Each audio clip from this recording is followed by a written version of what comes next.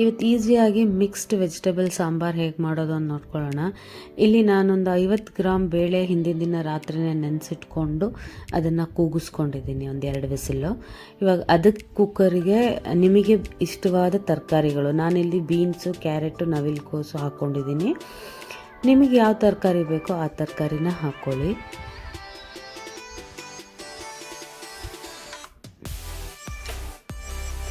ಅದೇ ಇದಕ್ಕೆ ಒಂದು ಈರುಳ್ಳಿ, 1 ಟೊಮೆಟೊ ಹೆಚ್ಚಿದ್ದು ಹಾಕ್ತಾ ಇದ್ದೀನಿ.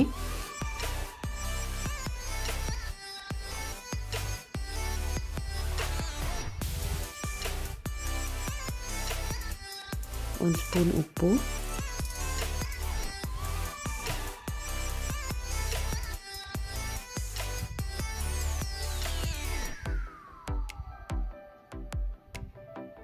ಮತ್ತು ಒಂದು ಅರ್ಧ ಸ್ಪೂನ್ ಅರಶಿನ ಹಾಕಿ ಮತ್ತು ಇದನ್ನು ಒಂದು 2 ವಿಸಿಲ್ ಕೂಗಿಸ್ಕೊಳ್ಳೋಣ.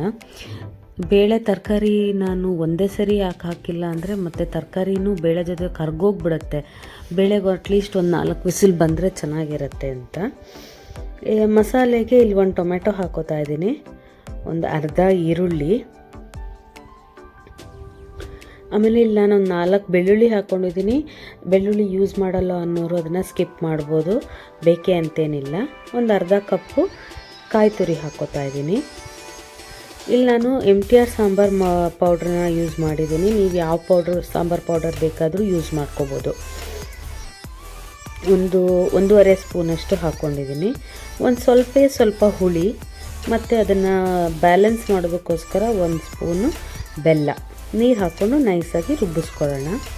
ಇಲ್ಲಿ ಇವಾಗ ಕುಕ್ಕರ್ ಕೂಗಿದೆ, ತರಕಾರಿ ಎಲ್ಲ ಬೆಂದಾಗಿದೆ. ಇದಕ್ಕೆ ನಾವು ರುಬ್ಬಿದ ಮಸಾಲೆನ ಹಾಕ್ಕೊಳ್ಳೋಣ.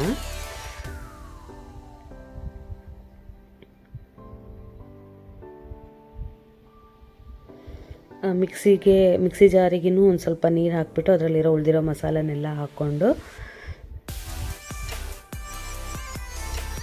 ಚೆನ್ನಾಗಿ ಒಂದು ಕುದಿ ಬರ್ಸ್ಕೊಳ್ಳೋಣ. ಉಪ್ಪು ಬೇಕಾದರೆ ಹಾಕ್ಕೊಳ್ಳಿ. ಆಮೇಲೆ ಸಿಂಪಲ್ಲಾಗಿ ಒಂದು ಒಗ್ಗರಣೆ ಕೊಡೋಣ. ನಾನಿಲ್ಲಿ ತೆಂಗಿನೆಣ್ಣೆ ಒಗ್ಗರಣೆ ಕೊಡ್ತಾಯಿದ್ದೀನಿ.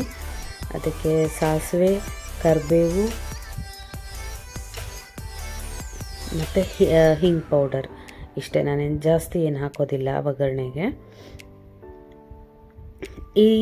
ಈ ಸಾಂಬಾರು ನಾನು ನಮ್ಮ ಅಪಾರ್ಟ್ಮೆಂಟಲ್ಲಿ ಕನ್ನಡ ರಾಜ್ಯೋತ್ಸವಕ್ಕೆ ಕೊಟ್ಟೆ ಕಡುಬು ಮಾಡಿದವಾಗ ಮಾಡಿದ್ದೆ.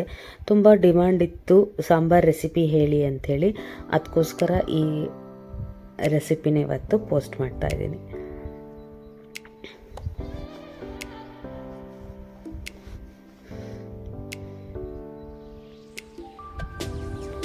ಒಗ್ಗರಣೆ ಆಗಿದೆ. ಸಾಂಬಾರಿಗೆ ಹಾಕಿದ್ರೆ ಮಿಕ್ಸ್ಡ್ ವೆಜಿಟೇಬಲ್ ಸಾಂಬಾರು ಈಸಿಯಾಗಿ ರೆಡಿ. ಟ್ರೈ ಮಾಡಿ ನಿಮ್ಮ ಫೀಡ್ಬ್ಯಾಕ್ನ ತಿಳಿಸಿ.